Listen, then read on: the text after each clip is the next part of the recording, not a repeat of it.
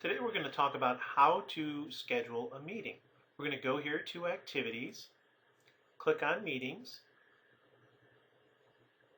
Okay, I'm going to create a new meeting.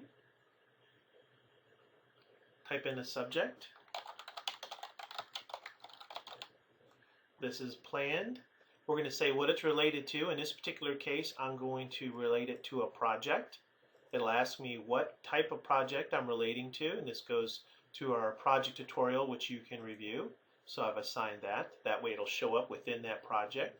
Set the time that I want to have it for. So this is just a quick 15-minute meeting. I want to email all the invitees. You can type in a description if you want.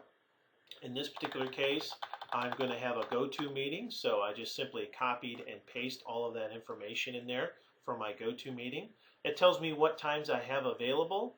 I'm going to invite someone to this, so I'm going to key in their last name, and it will search my database of contacts. It says, do you want to add that person? That's the one I'm going to add. And then I just scroll up here and say save and send invites. All the invitees will instantly receive an email inviting them to the meeting. They can click either accept, tentatively accept, or decline the meeting.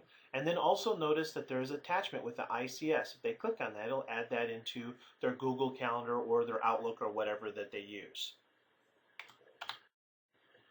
That meeting now shows up under my calendar, which can be viewed by the rest of my sales professionals, or I can hide it so only I see it. But also you can decide in this Dashlets, which is another tutorial, where to put it, how to look at it. In this particular case, I'm going to go to my sales and click on, my activities, and click on meetings.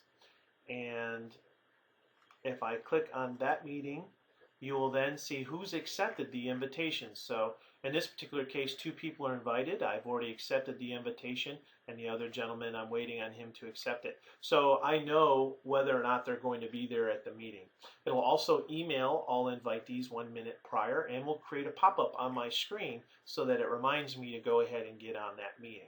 So everything is right there and ready to go.